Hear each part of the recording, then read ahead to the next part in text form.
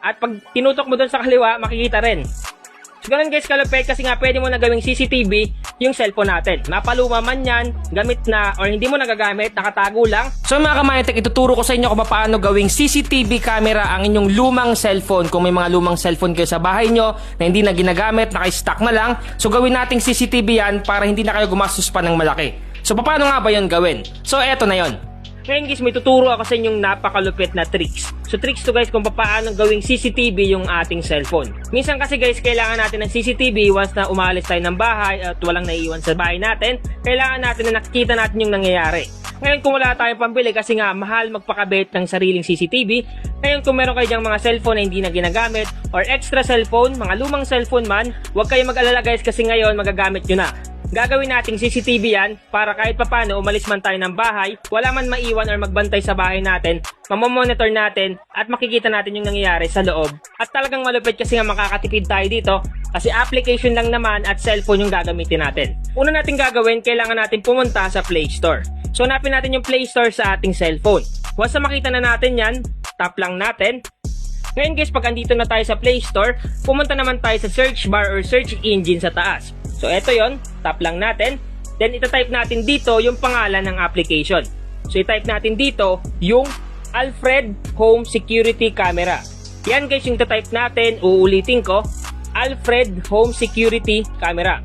Once na ma-type nyo na yan, search lang natin. So para ma-search yan, tap lang natin tong magnifying lens sa baba, tap natin.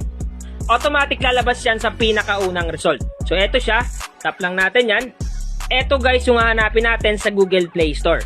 Alfred Home Security Camera. Yung creator nito guys ay Alfred Systems Incorporated. Once na ma-download na natin at ma-install, wag muna kayo mag-skip sa video kasi tuturo ko sa inyo step by step kung paano i-set up. Ngayon guys, meron ako ditong dalawang cellphone.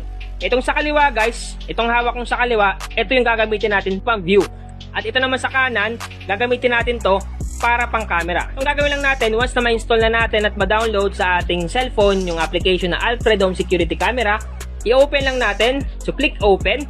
Ngayon guys, once na ma-open na natin yung application, ito yung makikita natin. May nakalagay dito, continue with Google, continue with email, or continue with Apple. So yung pipiliin ko dito guys is continue with Google. So tap lang natin. Once na matap na natin yan, lalabas dyan yung mga email na nakasave sa phone natin.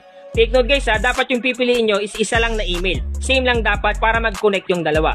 So pipili ako dito ng email na magkaparehas. So kunyari ito, tap lang natin. Then once na matap na natin yan, automatic maglo-loading yan. So antayin lang natin mag-loading. Ngayon mamimili kayo ng cellphone dito kung ano yung gagamitin yung viewer at ang gagamitin yung camera. So itong nasa kaliwang cellphone ko is gagamitin kong viewer. So kaya nakalagay dito viewer. Dito naman sa kanan nakalagay dito viewer din, pero papalitan natin yan. So para mapalitan, itap lang natin yan. Once na matap na natin, lalabas yung camera. So ito yung gagamitin nating camera. So itap natin yung camera dito. Then nakalagay dyan switch to camera. Use this device as a camera to film and monitor. So ito yung iiwan natin sa bahay natin or kahit sang lugar sa bahay natin na gagamitin natin para magiging CCTV. So ang gagawin natin, tap lang natin tong OK. Once na maklik mo na yung OK, automatic yan yung makikita nyo. Nakalagay dyan, permission needed to keep Alfred camera working properly. So click lang natin tong continue. Then automatic guys, lalabas siya. Click lang natin tong while using the app or kung may makita kayo na allow, tap nyo lang. Then lalabas to, nakalagay dyan, permission for appear on top is needed. So give access lang, tap give access. Then guys, so automatic dito tayo mapupunta sa display over other apps. So hanapin natin dito yung Alfred camera na application. So ito yon, tap lang natin. Once na matap na natin yan, kailangan natin i-allow yung display over other apps. So tap lang natin tong button. Once na matap na natin yan, back lang natin siya. Automatic guys, nakasetup na itong cellphone natin na isa para pang camera. Ngayon guys, once na masetup na dito, matic na yan. Pag pinili mo yung viewer sa kabilang cellphone, meron na kagad dyan. So may makikita ka ditong live. Ang gagawin mo lang, itap mo lang yan.